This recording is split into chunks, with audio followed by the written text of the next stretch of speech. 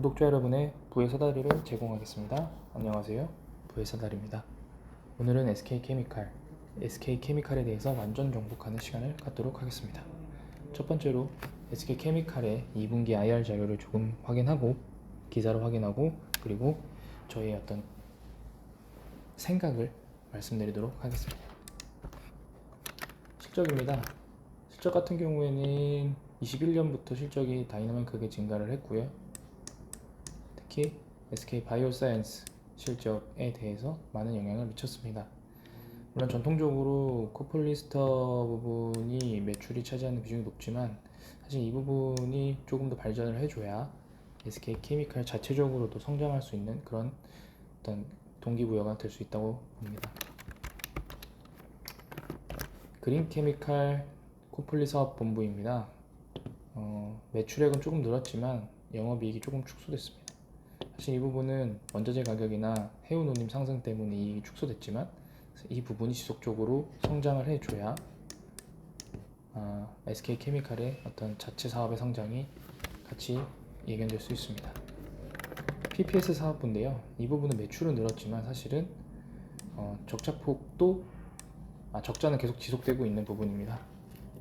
PPS 사업이 과거에 어떤 투자를 많이 하면서 사실 영업 손실도 컸기 때문에 사실은 어떻게 보면 별로 필요 없는 그런 부분일 수도 있는데요. 사실은 최근에 어떤 고내열성, 내화학성, 단연성 그리고 안정성 같은 걸 보유하는 이런 부분 그리고 차량 경량화와 전기차 시장에서 이 부분이 들어가면서 매출이 계속 지속적으로 증가될 것으로 판단합니다. 사업부를 소개하면은 제가 개인적으로 봤을 때 SK케미칼이 SK바이오사이언스의 덕만 보지 않고 자체적으로 주가가 상승하려면 이 코폴리스터 부분의 사업이 조금 더 주목을 받고 성장을 해야 된다고 봅니다. 제가 왜 그렇게 생각을 하냐면 지금 탄소 배출의 이슈가 생기면서 넷제로 상황 세계에 도달했고 그런 부분에 있어서 이 탄소 배출을 줄일 수 있는 코폴리스터 인체에 유해한 BPA 불포함 바이오 원료 기반 소재 이런 부분이 결국에는 시장에 관심을 받게 될 것이고 이런 친환경 소재를 개발하고 생산하는 업체인 SK케미칼이 향후에는 주목을 받게 될 것이라고 생각합니다. 그리고 다른 부분들은 IR 자료 직접 보시면 아실 거고요. 최근에 SK 멀티유틸리티라는 회사로 물적 분할한 사업은 사실은 기타 사업 이쪽에 한쪽에 있는 울산공장 내 관계사의 스팀과 전기 공급을 하고 있는 멀티유틸리티 회사입니다. 사실은 이 사업 부문이 물적 분할을 하는 것은 그냥 물적 분할만 했을 땐 크게 영향이 없다고 봅니다. 근데 그 이후에 나왔던 공시가 한 4,500억 정도를 투자하겠다. 매출이 300억 정도밖에 되지 않는 사업 부문을 분할을 해서 거기에 4,500억 가까이를 투자하겠다. 사실은 투자자 입장에서도 의문인 부분이죠. 300억밖에 안 되는데 어떻게 4,500을 투자하냐. 근데 나중에 기사 나온 것을 보면은 수소 사업을 이 신설 법인에다가 진행을 하겠다 라는 내용이 나오면서 저 같은 경우에는 좀 기대를 하고 있습니다. 우선 이렇게 그리고 바이오사이언스는 다들 잘 아시겠지만 현재 지금 CMO, CDMO를 체결했고 자체적으로도 백신을 개발하고 있습니다. 가장 최근에 SK케미칼이 주목을 받게 된 부분은 싱가포르 헤지펀드가 바사 지분을 팔고 특별 배당을 하라는 그런 서한을 보내면서 시장에 관심을 많이 받게 됐습니다. 기사에 나오는 부분을 보면은 싱가포르 헤지펀드 메트리카 파트너스라는 그런 헤지펀드인데요. 행동하는 헤지펀드라서 지속적으로 영향력을 미칠 거다라고 얘기는 하지만 사실은 지분율이 5% 미만이고 우리나라에서 이런 헤지펀드들이 대규모 헤지펀드 같은 경우에는 결국에 본인들이 원하는 목적을 성공하고 나갔지만 제가 개인적으로 봤을 때 단기적으로는 가격 상승 요인이 될 수 있으나 장기적으로는 그들이 추구하는 목표를 달성하면 뒤도 돌아보지 않고 나갈 거기 때문에 장기 투자자 입장에서는 그렇게 저는 좋은 호재라고 보진 않습니다. 그리고 전기 스팀 사업 부문 분할을 결정한 날 바로 다음 날 급락을 하게 됐죠. 사실 이거는 회사가 의도를 했다라고 추정하시는 분도 계신데, 사실은 이 사업을 분할하는 그런 의사결정이 어떤 그런 싱가포르 헤지 펀드 때문에 갑작스럽게 공시를 했다, 갑작스럽게 분할했다, 사실은 이런 부분은 조금 합리적이지는 않고요. 물론 이 날짜를 좀 앞당겼을 수는 있는데, 어쨌든 결국에는 오늘이든 내일이든 한 달 후든 멀티 유틸리티라는 신설 법인을 설립할 것이었고, 오히려 주가가 급등했을 때 분할을 하면서 그 하락분으로 조금 상쇄하지 않았나 라는 생각도 하고 있습니다.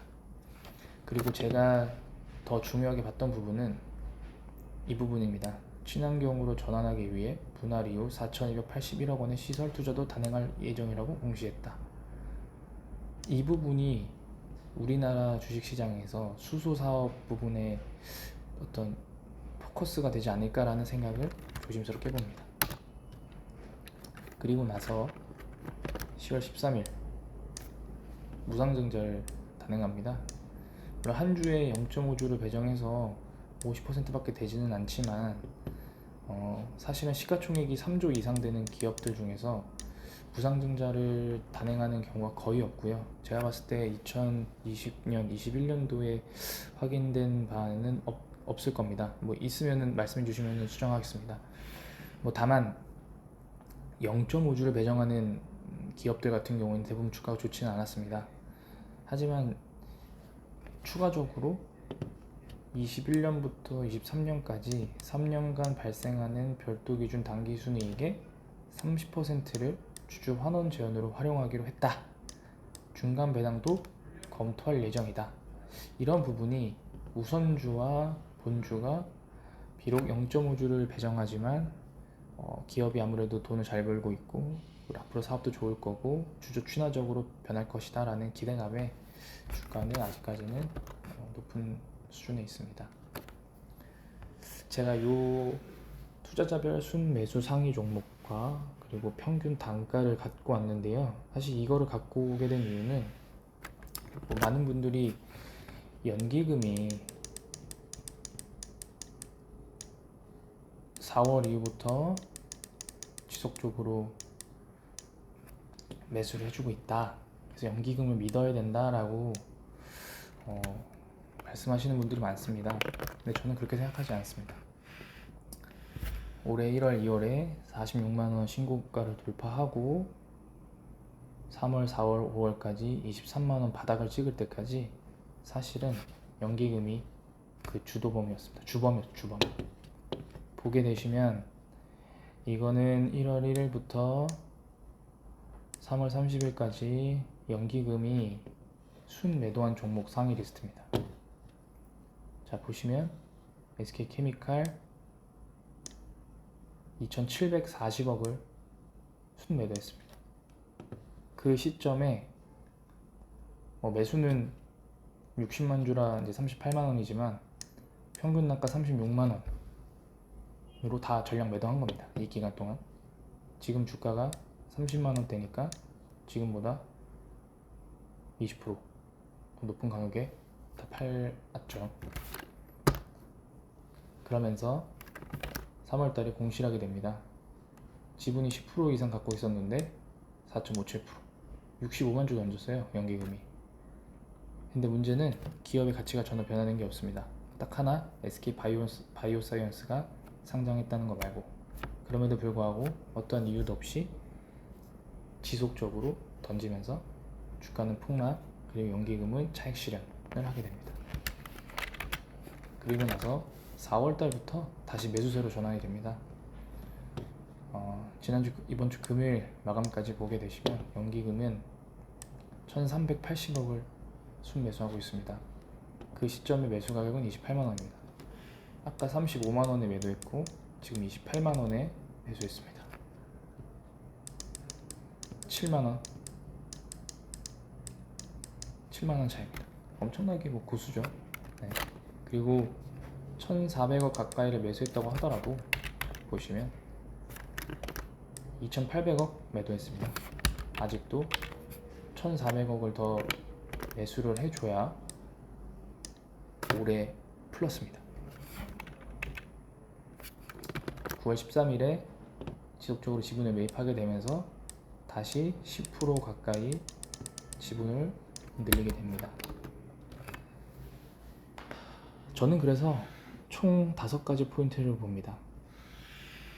연기금은 매수를 언제까지 할 거냐?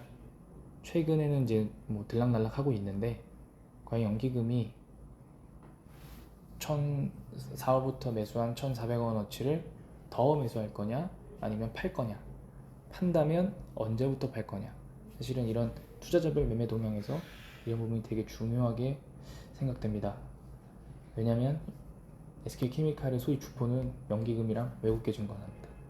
두 번째, 지금 최근 프로그램 매매로 외국계 증권사와 외국계 순매수, 순매도가 들락날락하고 있는데, 연기금이 매수를 하면서 외국계가 같이 받쳐줘야 가격이 많이 오를 겁니다. 이 엇박자가 나게 되면 가격이 들락날락 할 거고요. 이런 부분이 어떤 수급 부분에 있어서 특히 SK케미칼은 매우 중요하다고 봅니다.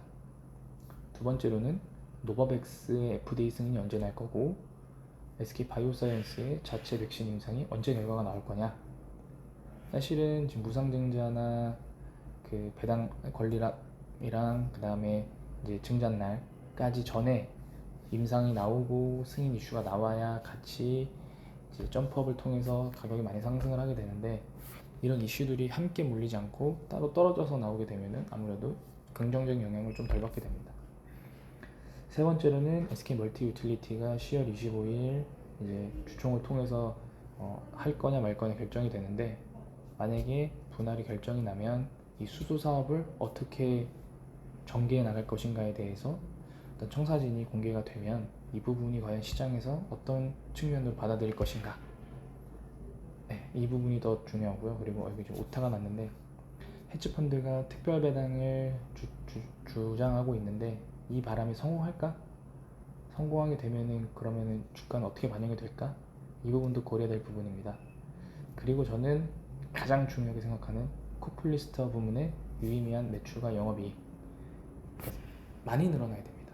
친환경 플라스틱 사업이 주력으로 하고 있고, 세계는 지금 탄소를 저감해야 되고 넷제로로 만들어야 되는 상황에서 친환경 플라스틱을 많이 이용할 수밖에 없고, 이런 부분이 시장에서, 주식시장에서 언제쯤 관심을 받게 될 것인가, 이 부분이 저는 되게 중요하다고 봅니다.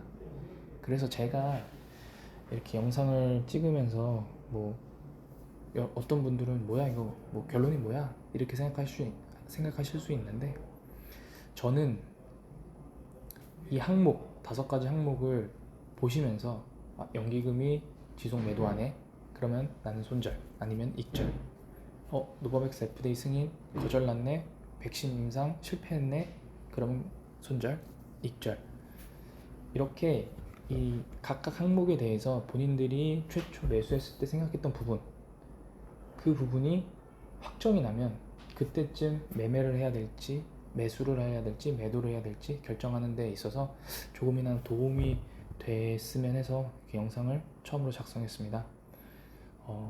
추가적으로 뭐 더 필요한 부분이나 개선해야 될 부분이 있으면 댓글로 말씀 주시면 반영해서 앞으로 좋은 영상을 촬영하는데 보탬이 되도록 하겠습니다.